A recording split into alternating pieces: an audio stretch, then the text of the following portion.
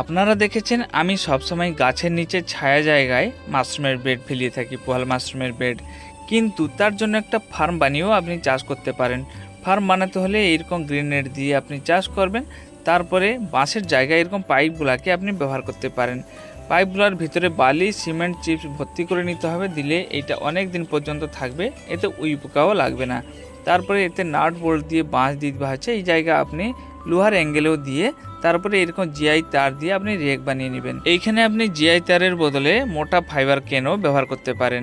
এগুলাকে টান দেওয়ার জন্য মাটির নিচে আংটা তৈরি করে পুঁতে দেওয়া হয়েছে। তারপরে এগুলাকে টান দেওয়া আছে যাতে তার একদম লুজ হবে না। তারপরে এইখানে পাশে নাট দেওয়া আছে, নাট বোল্ট লাগানো আছে।